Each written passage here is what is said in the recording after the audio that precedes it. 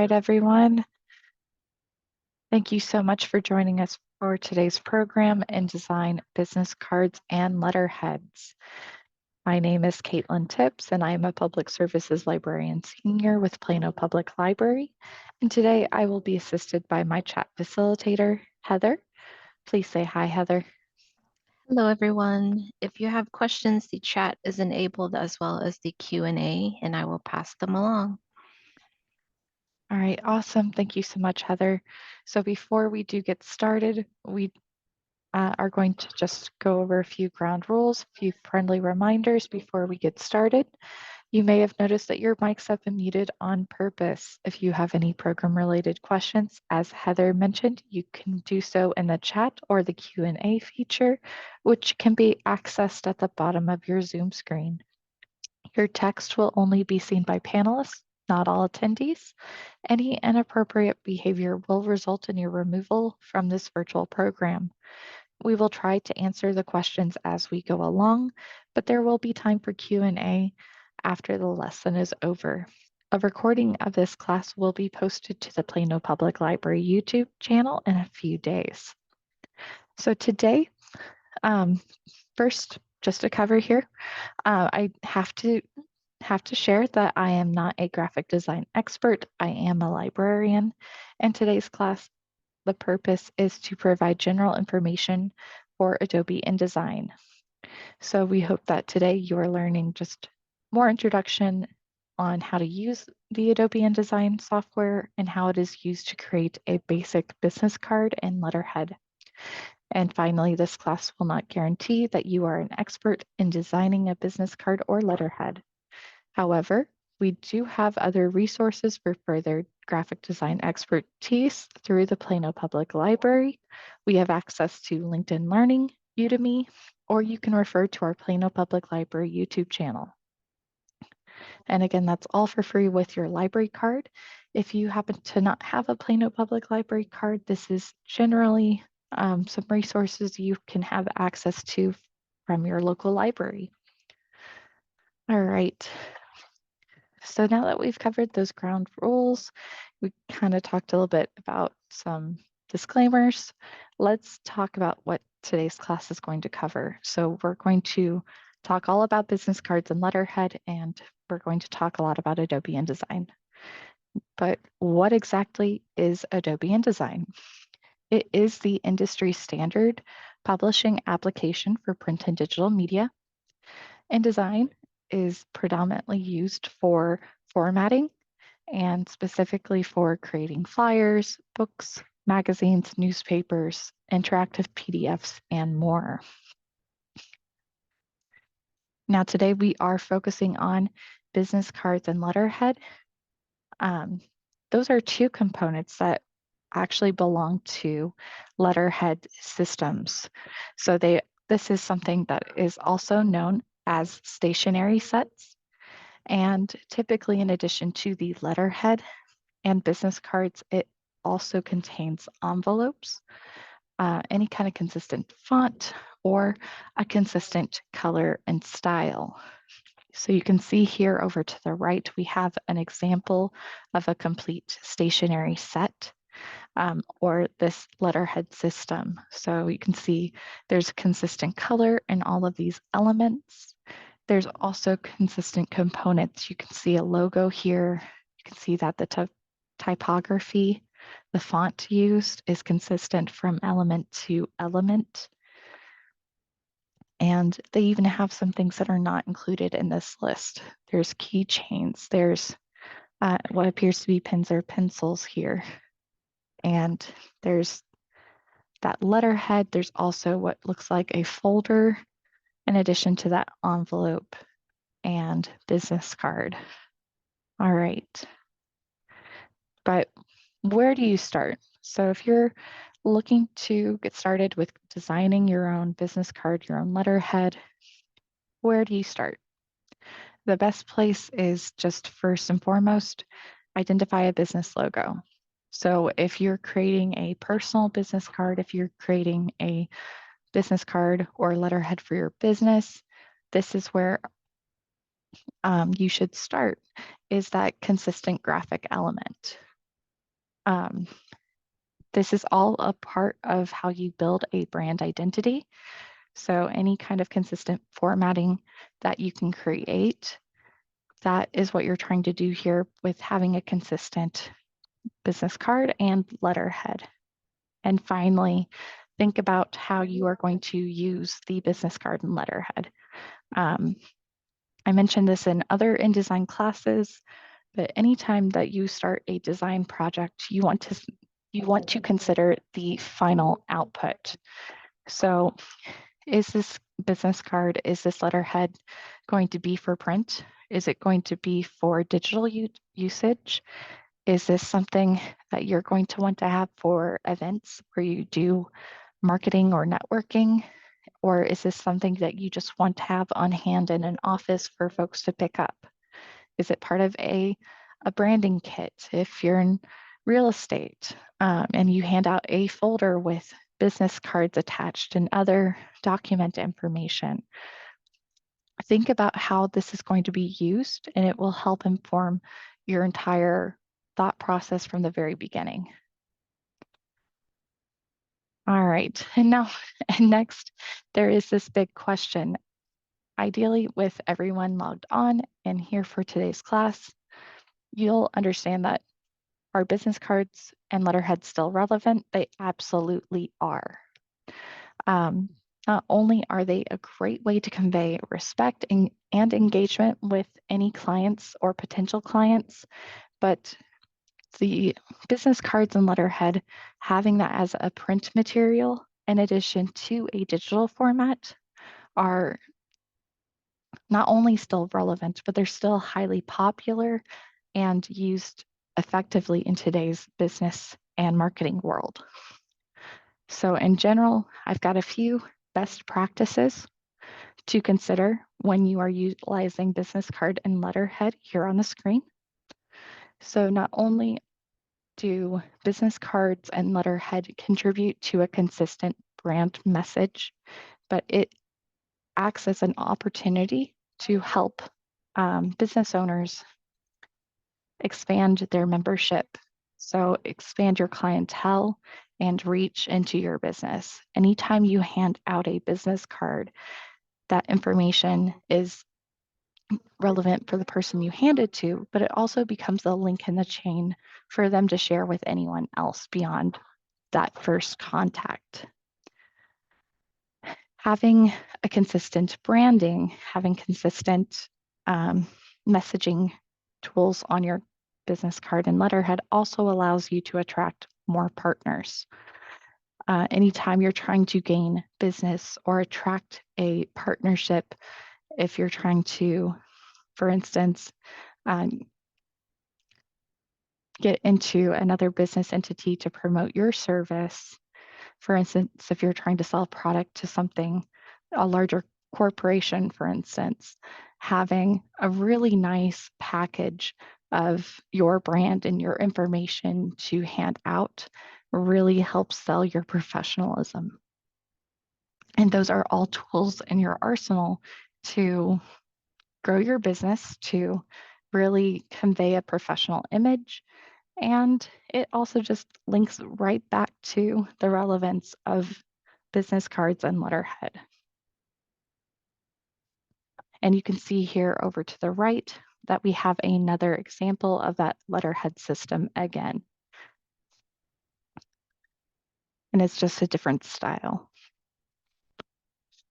Talking about styles though, there are many out there, and your business card, your letterhead does not have to follow any kind of prescribed rule. So just a few examples here. You can have a classic, a very standard format for whatever you create. It can be as simple as this example in the top right corner. This is a fairly basic business card, just has a headshot, has their name, has a title, and contact information. Or you can be more creative and have a very typographic format for any kind of system created. Or you could have some more fun with whatever tool that you create. That's your 3D version, that's your wild format for a business card. That's that example in the lower left-hand corner. If anyone is in the food industry, a great way to market yourself, any product you have at an expo would be to create something like this business card.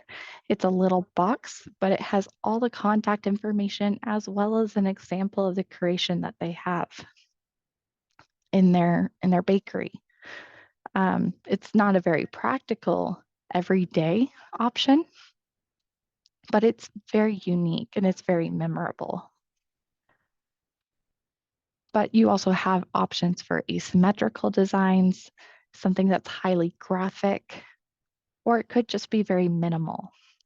This top left-hand corner example is something that I would call both typographic as well as just graphic.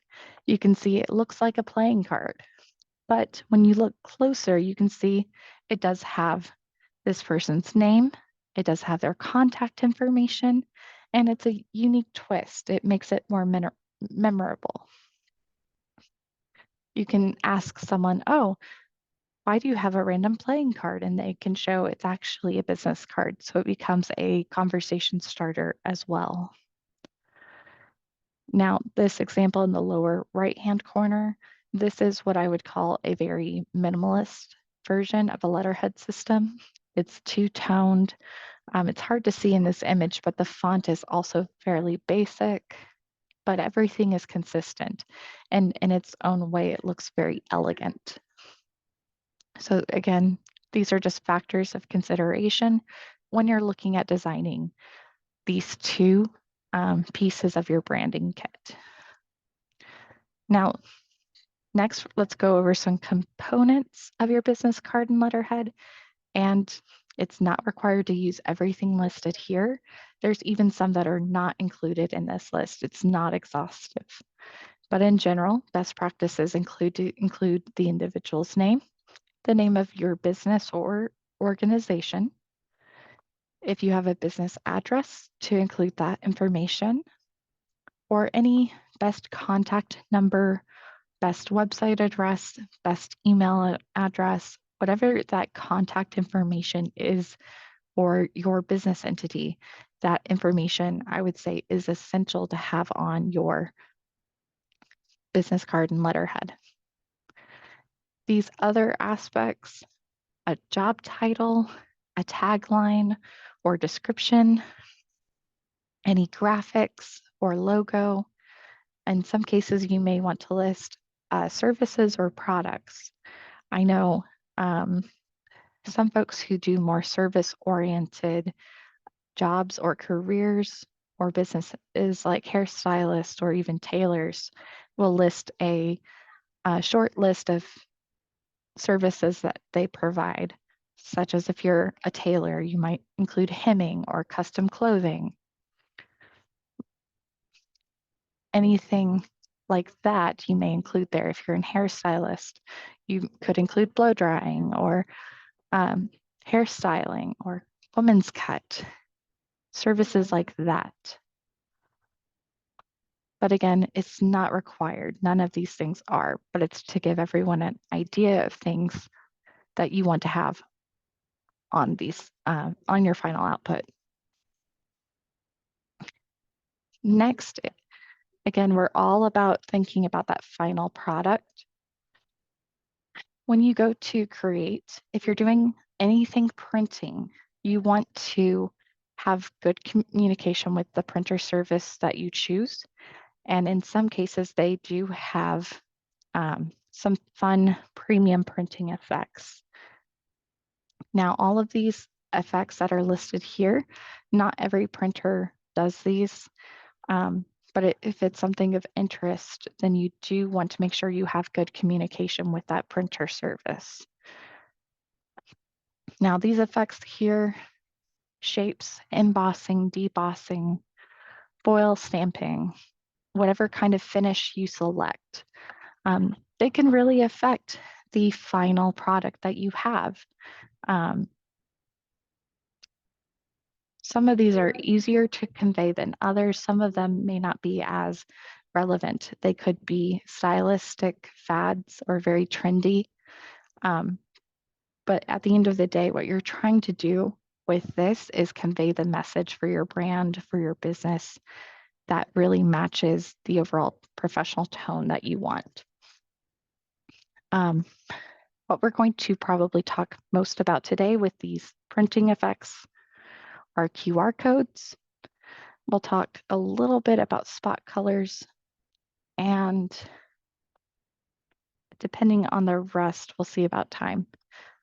But before I go any further, are there any questions about anything that I've just shared?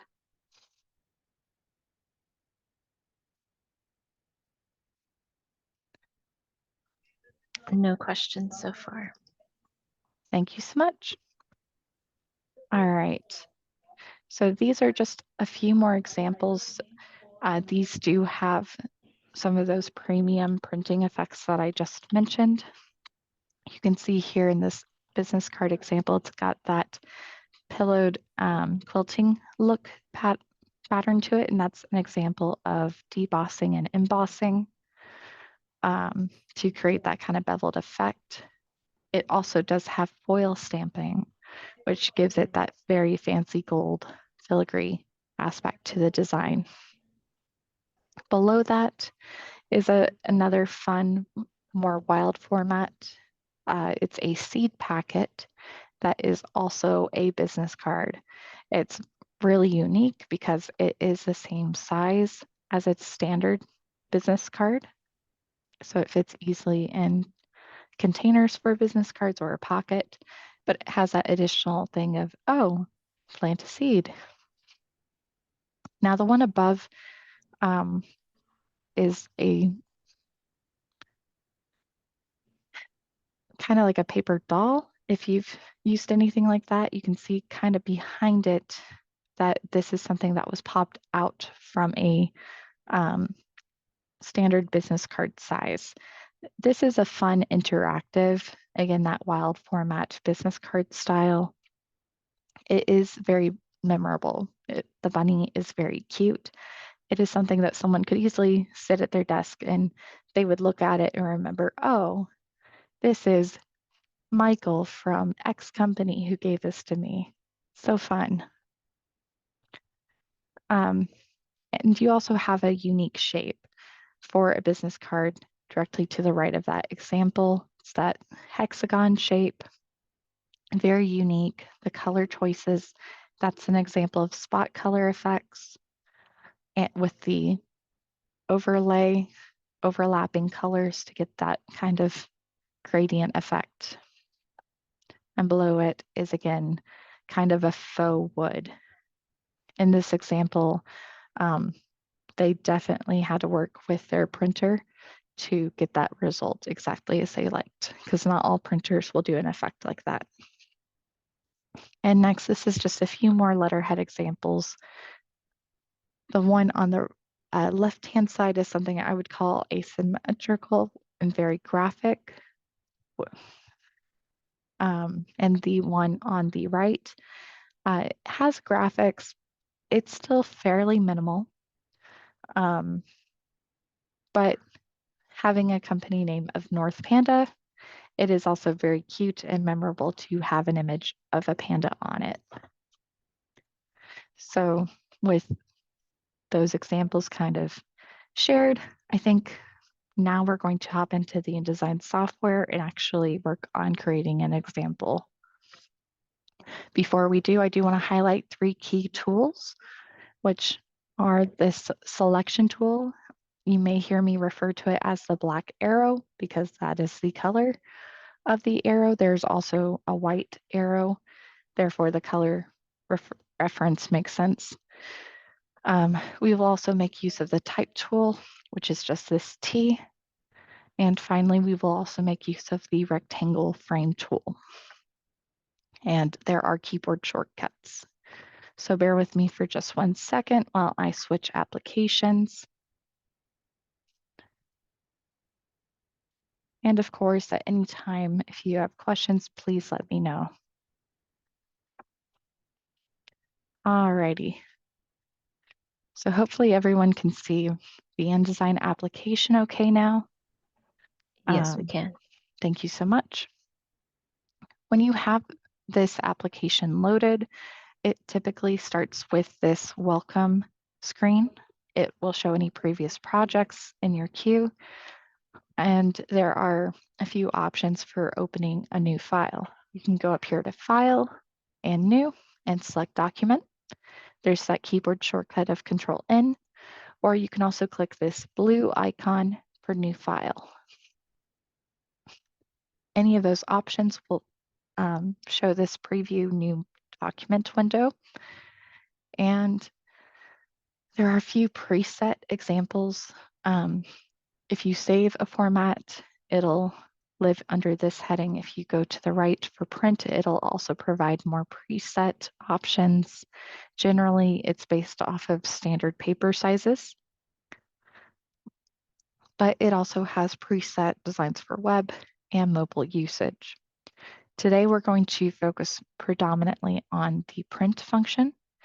And because we are working with a unique sized component, we're going to actually set that size for the first example that we're working on today, which is going to be that business card. Pardon me, allergies have gotten me this year.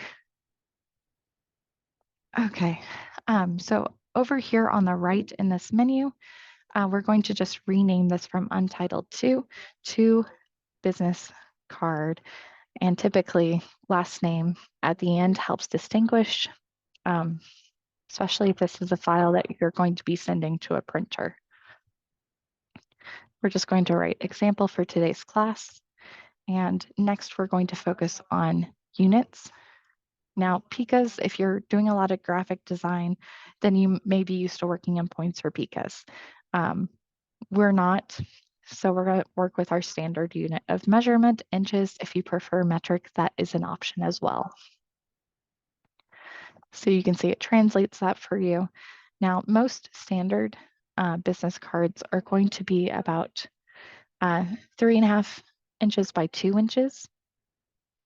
So if we go ahead and change that to 3.5 by 2, and we click that preview button at the very bottom on the left hand to create, we can see a preview of what that file should look like.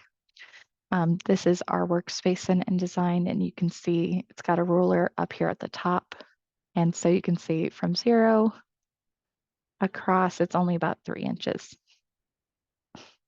3.5 inches, pardon me. It's very zoomed in, so it doesn't look like it. We'll zoom out in just a moment.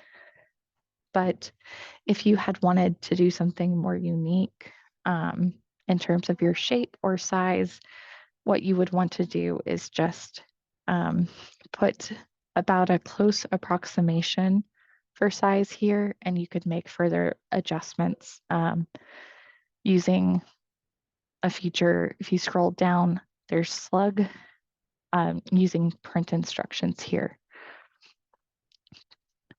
A few more things before we get to that feature though. Underneath your units of measurement, you do have the orientation, landscape, and portrait. We're going to leave it set to landscape. Now, currently facing pages is selected. Facing pages is really beneficial if you're working in a magazine or book formatting project. We're not doing that today, so we're going to deselect that. And for pages, typically anything you do printing, like a business card, is front and back. So we're going to go ahead and set it to 2 pages. You also have the option to add columns. If you were to add a column, you can kind of click and drag and see now in the margins, there's a gap in between. We don't need a column for today's project, so we're going to leave that at 1. And now we can also see our margins. These are pretty big margins for a business card. So we're actually going to drop that down to 0.25. Oh, and I accidentally clicked enter whenever I selected that. So it did not apply that change. It also just went straight to create. but that's okay because how you can get back to that that selection is actually here in Window. You can go here and open Properties. And this Properties panel is just that new document settings. Everything's right there. Um, you can see page numbers right there. Facing pages is deselected. Margins, I was trying to change that to 2.5. I should have hit Tab, and that would make the change. Oh, but the link was broken. Aha. So this link here, when it's got a line through it, that means the link is broken, and you can make individual changes to any of the settings surrounding that link. So previously this was 0.5. It just changed that top margin line. If you want everything to remain the same, make sure that that link is selected, and you can make changes that affect all 4 sizes. Now, if you click that Adjust Layout button in that panel, it'll bring up more options, which were included in that new document setup window. So bleed, this is something we do want to add, or we've got that link also here. So we're going to leave that selected, leave that connected, and we're going to add a 0.25 bleed. And the reason for that is if you add any kind of colored edge or any kind of graphic onto your letterhead, onto your business card, any other project that you may be working on, adding a bleed tells the printer, oh, they want this graphic to go to the edge of the document they're printing. So if we add a graphic and it goes past the edges of the paper, the printer will actually print this design on a 3.75 by 2.25 paper, and they'll cut it down to the size that you have indicated it should be, that 3.5 by 2 inches side. And that will give you that design as indicated here on the screen. When you click OK, now we have that red line surrounding the document. And that is our bleed edge. Now, again, units of measurement here are actually pretty small. We're just very much zoomed in. There's also some extra panels open in this workspace than the normal. Don't need hyperlinks, so we're going to go ahead and exit out of that for now. But this is our current workspace. So you can see here, pages. Pages is normally over here in the panel. If you have any open panels like this on your screen when you open InDesign, if you know that you want access to them, all you have to do is grab that tab and you can drag it over here to the right-hand side until you see that blue highlight appear. And if you release, you can just add it to that panel. And you can click on it to still access everything needed in that panel as well. However, if you find that you don't like the workspace that you have open, there's 2 different ways. You can go to Window, which lists all the available panels. You can really customize your workspace here. Or you can go to Workspace and see any of the preset options. This also is found in the Workspace Switcher. It's the same thing, it's just that list again. You can also create your own workspace here and save it and come back to it whenever you like. So if you know that you do different types of design needs, this is a space where you can really curate this to really suit the projects that you're working on. So I have this set to Essentials Classic because I grew up in the age of Microsoft Word. So I really like having that top ribbon, this up here, this edit bar here, available to me. If you switch to the new Essentials, that does disappear and it all comes over here on the right-hand side as far as panels and adjustment. I'm going to switch that back to Essentials Classic. And what I mean with this looking like Microsoft Word, if you select the type tool, that top ribbon has adjusted to look um, to include all the features for text. And so that is just easier for how I like to process information. But again, InDesign is very much customizable. So you can view things however you personally would like to view things in this interface. I mentioned in the PowerPoint, we're going to be using this selection tool. This is your tools bar over here. This is also customizable, but that black arrow, black selection tool is right here. There's that white arrow underneath. It's a direct selection tool. It's really only used when you have graphics on here. When we place a graphic, I can show you more of what that does. But usually when you want to move anything in InDesign, you want to have this black arrow selected. Anytime you add text, you want to use this type tool. And again, here is that rectangle frame tool. And it is this box with a line through it. This is the tool I like to begin with whenever I'm mocking up a document. Why? Because whenever I open something new, in general, I don't necessarily know where I want everything to go.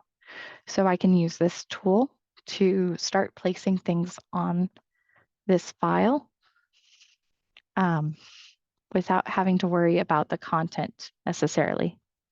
Now you may see that there's this pop-up that's following each rectangle I place. That is because Adobe in general really likes to communicate when something new has occurred to the software. Um, all you have to do is click got it and it will go away. This text to image beta button, import image, is also a new feature and you can pretty much ignore it.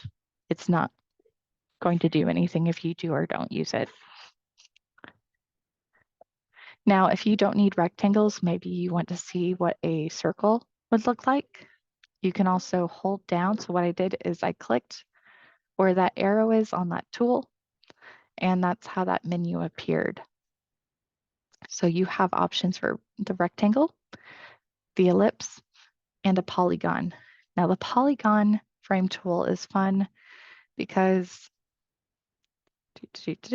it'll default to a hexagon. We're going to delete that. Um, there are options to change what that shape looks like. But for today, we're going to stick pretty much to that rectangle frame tool and ellipse frame tool. The polygon, you have an option to adjust the number of points. So if you wanted a star or something instead, that is an option. But again, we're just going to focus on creating basic shapes. So what I'm doing right now is I've got the shift key held down, and that is allowing me to create a perfect circle, a proportionate circle that I can scale no matter how big, how small, it's going to be proportionate.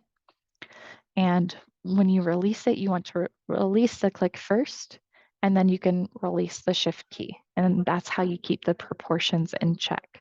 If you were to draw and then hold shift, it might make that adjustment. So you can see here, I dragged without holding shift. Here I am holding that shift key now, and it's made it proportionate. However, if I were to release shift and then release the click, it'll go back to unproportionate size ranges. The other thing to note is if I want to move one of these other objects, I can't because I am just creating more frames at this point because that's the tool that I have selected. So I'm going to delete one of those, but you can see that my cursor here is that kind of diamond cursor. It's got the 4 lines with kind of that cursor in that lower right-hand corner. So how we get out of that is you can either just click that black arrow. You can also click escape on your keyboard, depending on your settings on your device. And it should default back to this direct selection. So direct selection allows you to click and drag all elements on your screen. So I know that I do not need a small circle. I do think I will want that circle maybe for this corner. I don't need the oval shape, but I will make use of these two rectangles. So looking at this is just me mocking up how I think I could see placing some information.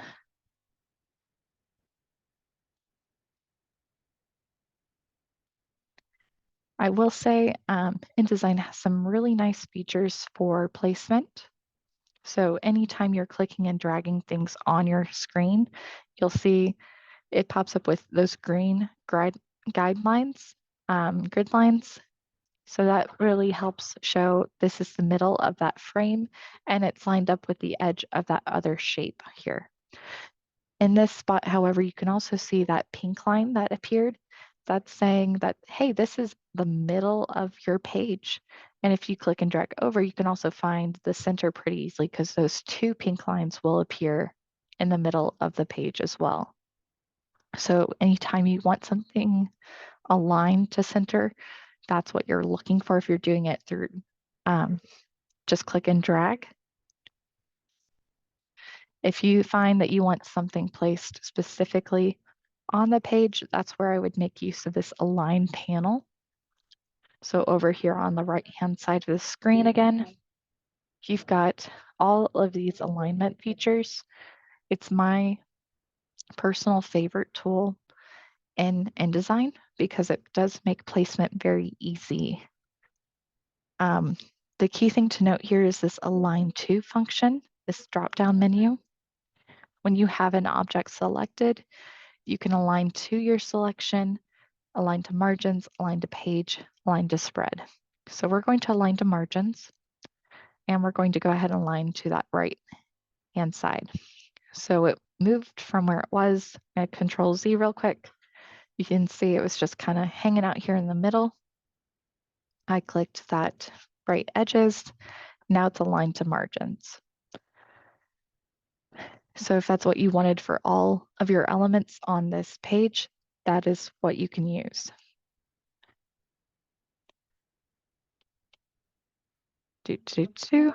Now the circle, I'm actually going to make it oversized because I think whatever graphic I put in, I want to go past those edges.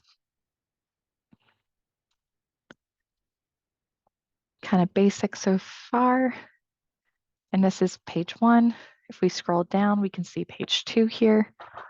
So I've potentially got a front side with information, and I have an option for a back side here. And I can mock something else up. Let's say that I want to generate a QR code here.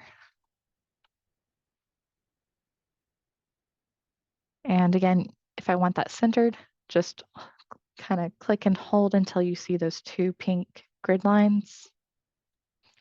The other option would be, again, align to margins or align to page, however you like, and align horizontal center, and then align vertical center. Plenty of options here for doing the same thing in InDesign. It's really just whichever way you remember and whichever way is easiest for you.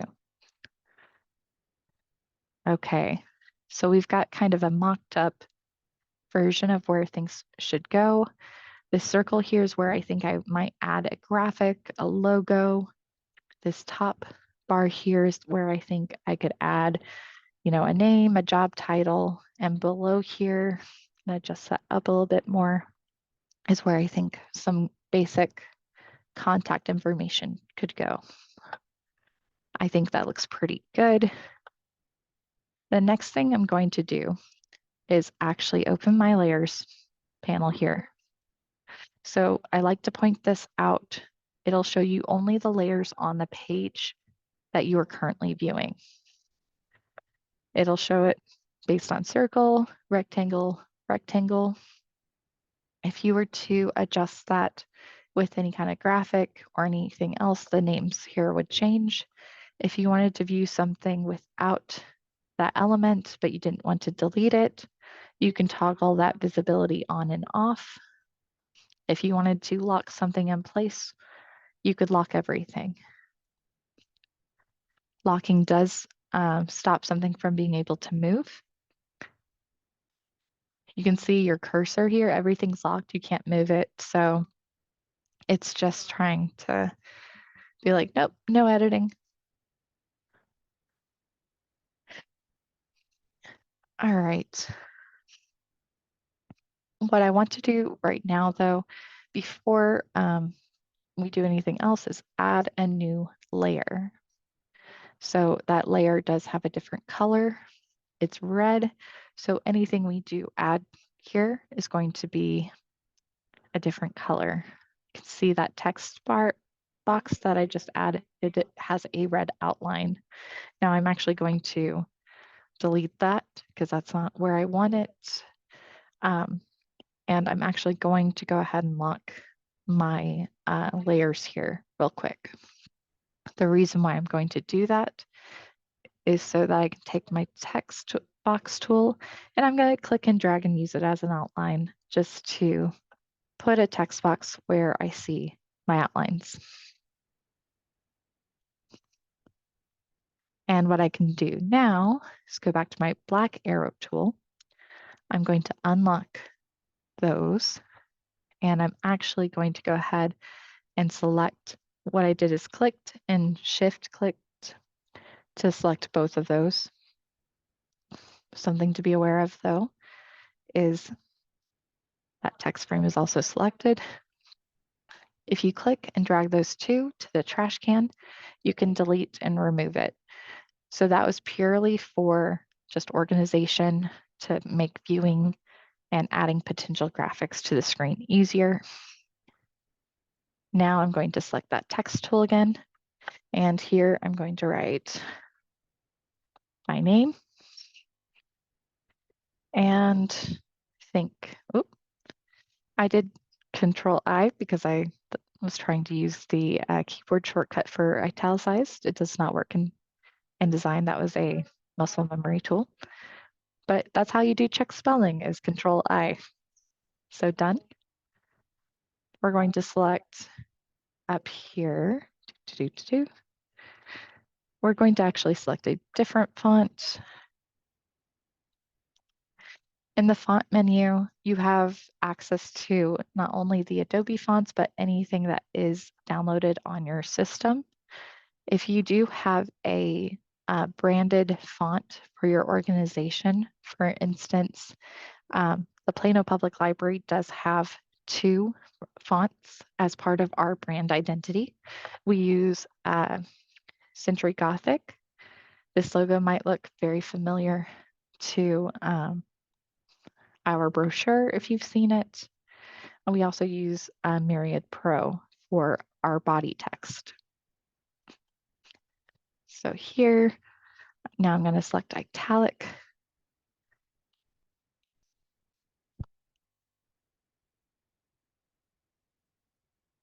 So you can see here as well, anytime you have text that is greater in size than the text box, it does create this red plus symbol here.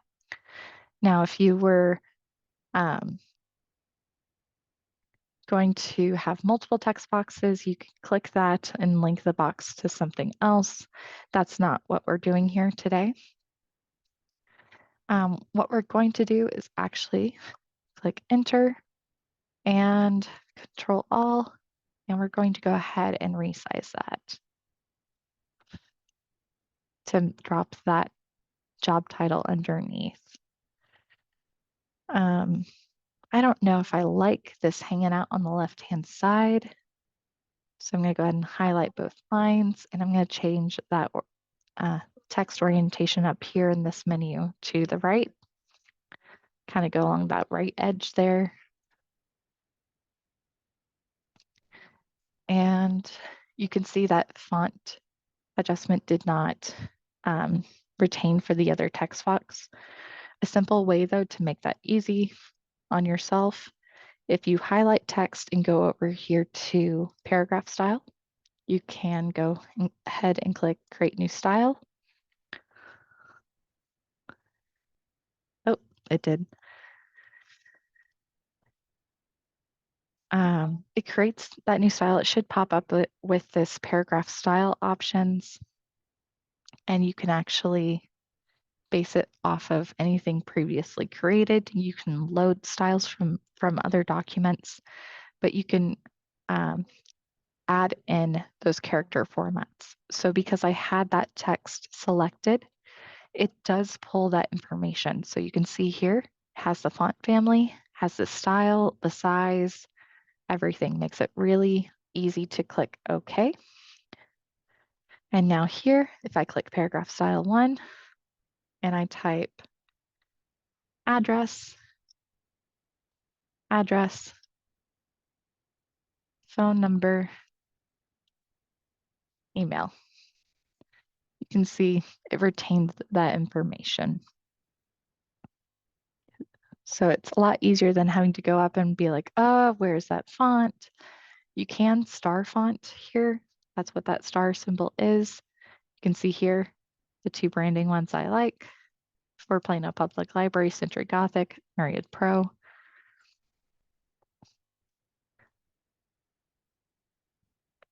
So that's adding text.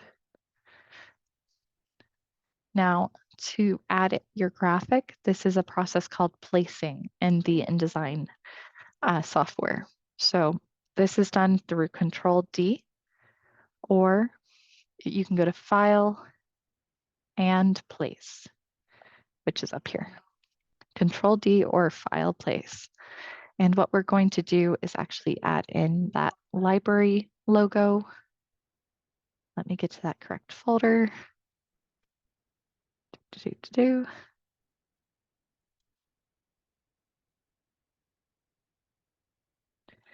And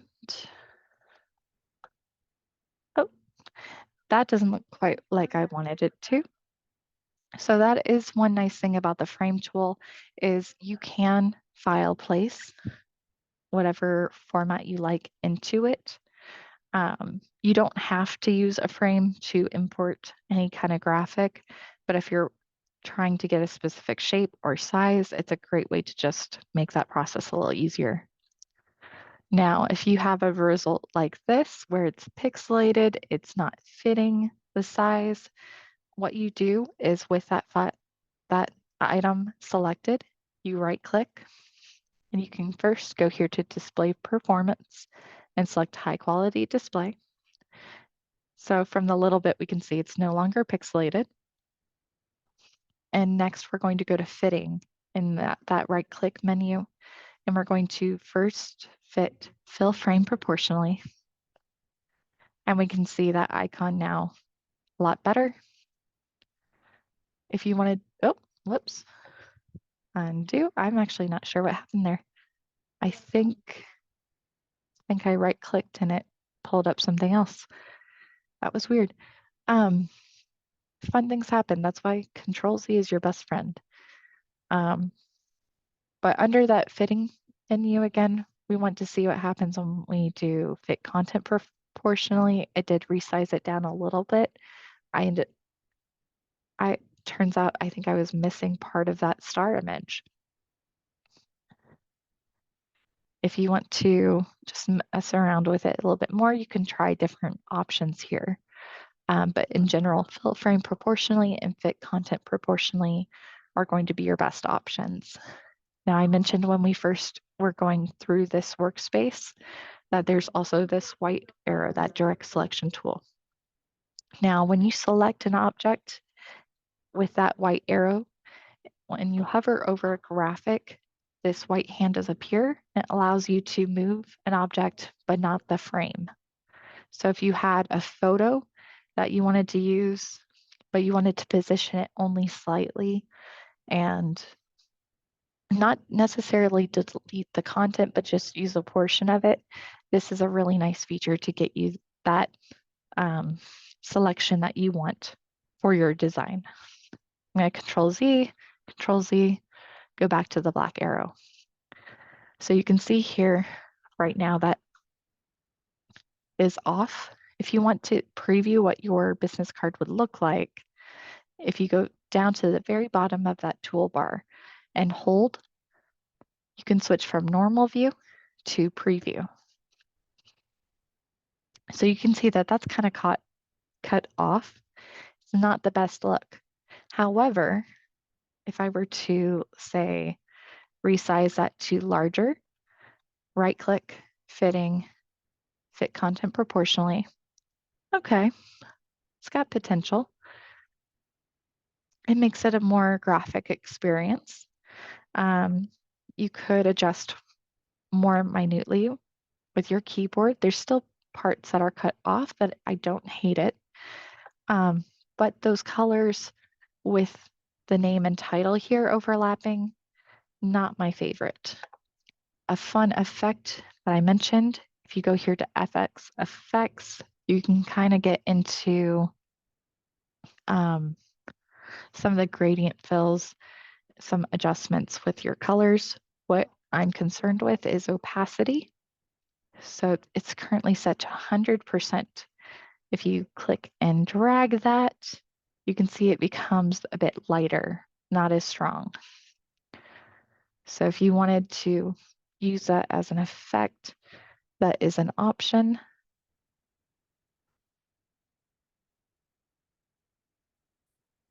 Currently set to about 50%, I think is a nice effect.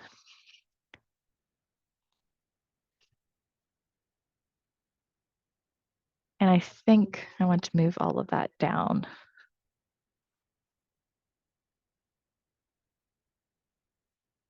Or up. Messing around with things kind of gives you good perspective. I think this is a case where I might make that bold, more dynamic,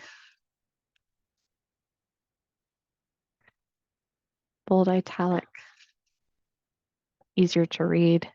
You can play around with a bunch of different effects to kind of get the result that you're looking for.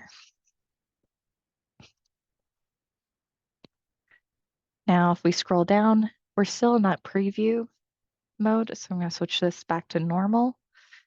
And with that black arrow selected again, we're going to do another premium print effect, which is generating a QR code. So if you wanted to give folks a direct link to an email, if you have a website with your company information, you could link it here on the back. But InDesign has a really nice generate QR code feature. So this is the link to the handout for today's class that I'm just using as an example here. But you can generate a QR code. It can be plain text. It can be a web hyperlink. And you can also adjust the color. So let's choose blue. Let's select OK. Oh, and now we have a QR code, a very fun effect, makes it super easy to add. Now, you may have noticed whenever I added that in that I had some swatches as an option. Um, Now, Adobe used to have a partnership with Pantone. Um, I believe that is currently in flux or might have a end date. Um, Pantone, your color, if you're doing this for print, Pantone is a really well-known color printing company. And having those colors selected are really nice for printers who use that product to get that exact final color that you're looking for. Now, this is the color makeup for our brand, for the Plano Public Libraries brand.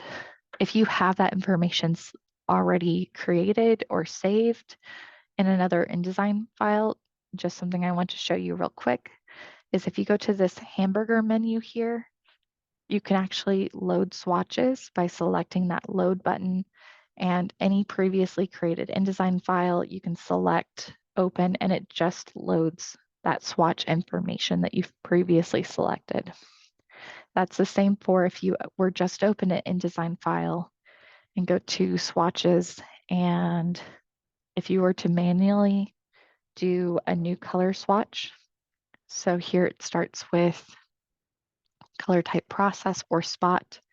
If you were doing spot color, this is typically for something very specific, or if you wanted to do a metallic effect, you could adjust until you got to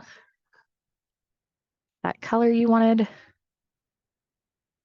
So if you wanted to have a purple metallic effect, you could select this as purple metallic and go OK. That would then appear in your swatches. Now going to window, because this is one thing with our document when we were creating it. We kind of missed that. Um, document setup. This is just another way to get to that properties information. Slug was missing for some reason from properties, so I wanted to make sure you saw that. Slug is the registration mark for communicating with your printer. So if you are going to have your design professionally printed, adding in a box of like 4" on the top or 4" by 4" honestly will be just fine. Click OK. If you click and drag, it just created that blue mark all the way around. That's that extra mark around the printing. So this is just where you can, again, provide those printing instructions to your printer. So you would just, again, text tool box here, spot color, metallic purple, should use the uh, metallic emboss. If that's an option your printer provides, you can refer to things there. That way you don't have to worry that any setting in your document will be misconstrued. Um, Now, most printers may have a spot in their submission form for this information, but it doesn't hurt to duplicate and make sure that you're getting what you want. Now, this is just a very, very basic format for a business card. This is front and back. We are a little short on time, but just something I would want to mention is you could add a tagline under that QR code. You could add a business website address here. You could add the name of your company, whatever information you like to kind of complete it. And as far as designing your letterhead, really, really quick, new document, we're going to stick to a standard letter size, inches, and drop that down 2.25. Go ahead and add a small bleed, create. I'm going to use that rectangle frame tool here and just click and drag here at the top to create kind of a basic header and footer design.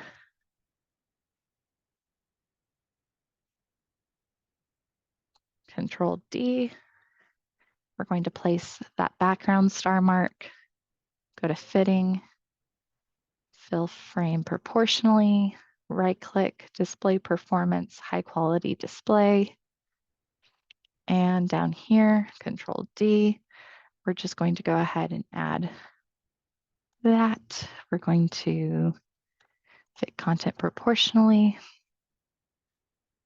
And that frame is now way too big, so fitting and fit frame to content.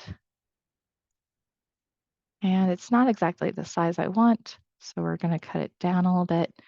We're going to make that kind of the bottom there. It's not aligned correctly, So we're going to align that again real quick. Find a page, line centered, and preview. So you can kind of see a top bottom outline, and that's where you would then add in that text information. So, well, in preview mode, I'm just going to go ahead and mock it out with that frame tool.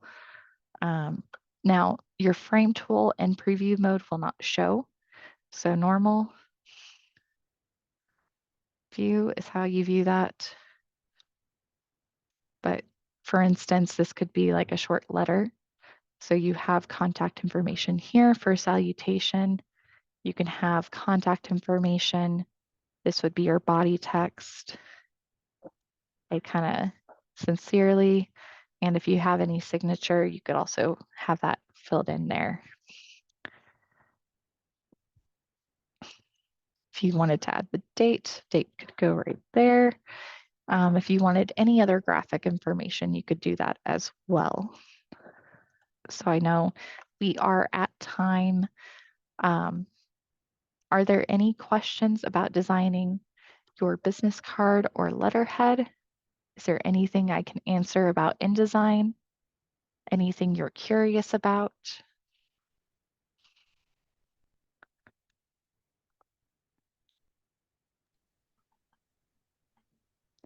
A lot of the actions in InDesign are a rinse and repeat repetitive nature. So once you kind of get in the habit of using some of these functions, this black arrow tool, the text tool, the frame tool, that is what allows you to do a lot of the basic functionality. And from there, you add in the panel information. So you start using a line tool to make everything consistent and pretty. And then you can start building up your brand identity with this paragraph styles, the character styles tool. Once you create that in one document, you can also, just like swatches, you can load that into whatever new document you create. So let's say you want to try different versions, but you land on a font or graphic style that you like. This is really, again, where you can just go ahead and consistently apply that information and save yourself time. Um, I did not mention it in this because it's not always as relevant with your business card and letterhead. But if you do have employees and you want to make business cards consistently for your company, using that parent page function is a great way to make this easy.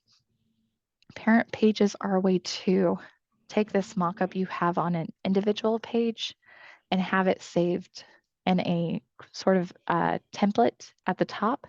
And just as you see this A symbol on this page, if you were to add another page, that A is still there. So if we had everything on this first page here, if we copy that, paste in place, and we click and drag that to that page, because it's on the right hand side, this is why we deselected facing pages. That's why it appeared over here, but it is exactly where it would be. So there's that.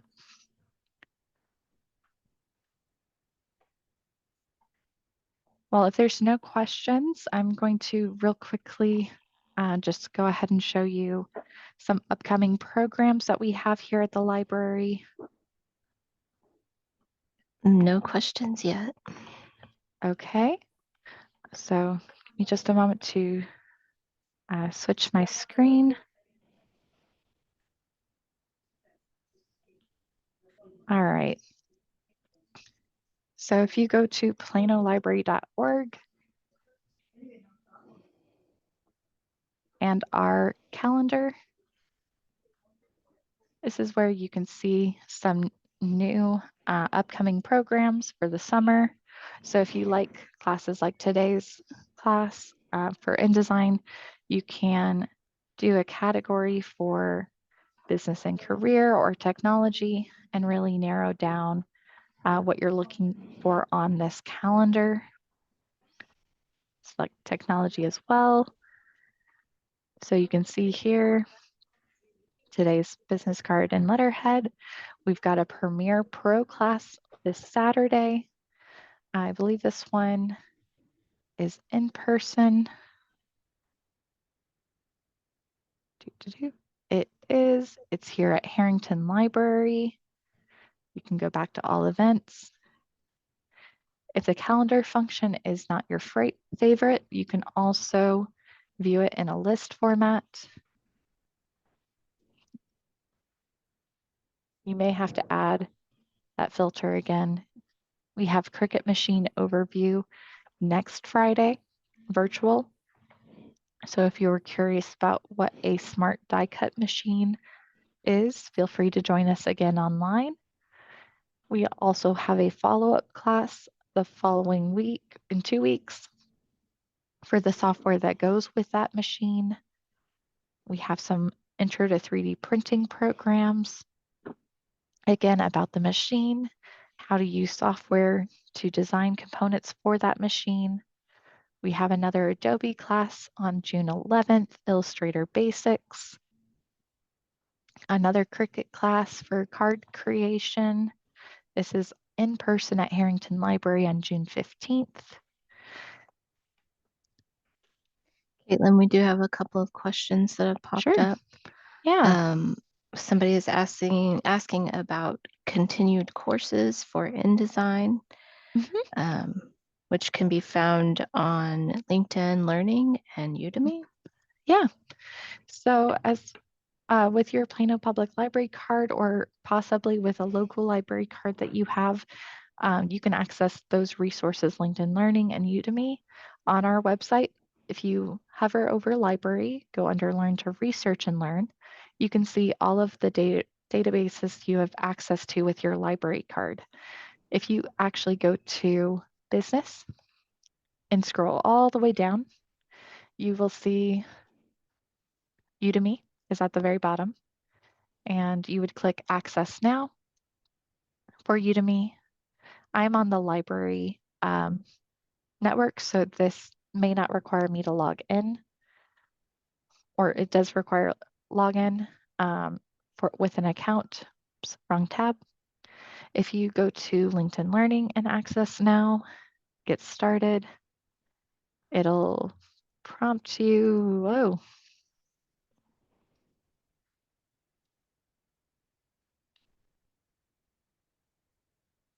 to log in. And if you're wanting some more InDesign courses, you can just search InDesign. And there's over 4,000 results. So they do keep this pretty up to date. There are always new changes each year. Um, so that InDesign 2024 Essential Training, David Blattner has several InDesign courses. Um, that's one that I would possibly recommend starting with if you're looking to just build up your InDesign knowledge. Or if you were interested in publishing or doing any other formatting project, you can pretty much scroll through and find something on related to that topic within InDesign or any other Adobe software. Our Any other other question? Yes, our other question here, which printer is good for business cards and flashcards, I believe is the Okay. If you're planning on printing your own business card, if you're planning on doing this at home yourself, uh, I would say you can do that with pretty much any printer. What's going to matter is the quality of paper you use. And if you are trying to do an effect like printing to the edge with that bleed effect that I showed today, um, just be aware that home printers typically don't have that capability of printing to the edge. So you want to keep that in mind um, to for your design to maybe have a mark to indicate where you should cut if you're going to cut it out individually or with a machine like a Cricut machine, for instance. Um, Otherwise, you should be able to use a service at pretty much any printing service like Office Depot, Staples, or um, online option like Vistaprint or anything you Google. I personally cannot recommend anything as a city employee, but I know that there are plenty of online options for that um, that will indicate, you know, what weight paper they use, what their costs are, if, etc. Does that help? Waiting on a response. Yes, that does help. Okay, good. And then we have another question for you here. I saw a business card that can be stuck to a fridge or an iron door. How are those made? Um, so you're so that's probably a magnetic option. That's again going to be dependent on the printer. If it's something you wanted to try making for yourself first, like a version, they do sell printable magnetic paper at some craft stores. Um, but anything like that that could be stuck to a fridge, anything like that is probably a magnet. There are also adhesive options like creating a business card that's also a sticker is pretty unique. That would fall under that wild format. People do love stickers, so you know, do what works for you and your business and what you're trying to accomplish. That could be kind of fun. And no other questions so far. Okay, they are great questions. Thank you for asking them. If there's anything else I can answer for y'all, I will share just one last thing. We do have here at the library, at all 5 locations, access to Adobe Creative Cloud at all 5 locations. However, if you want to spend extended time or make use of any of our other equipment, we do have digital creation spaces at the Haggard, Parr, and Harrington locations. At those locations, we have full Adobe Creative Cloud access. We also provide access to tools like Wacom tablets, photography equipment, lighting kits, and more. So if you need to do any kind of headshots for yourself, if you need to, if you just want to try your hand at graphic design with the tablet, that is something you get free access to with your library card. And you can actually reserve ahead of time on our website, planolibrary.org, hover over library, go to room reservations, and in addition to our program and conference rooms and study rooms, you can select digital creation space and make reservations ahead of time for that room. And everything that's included in it is included on this list here that we have access to. But if there is no other question, I just want to thank you again for attending today's program, for asking questions, and for sticking with us. And I hope you have a great rest of your day. Thank you, everyone. That seems to be the end of our questions. All right. Thank you guys.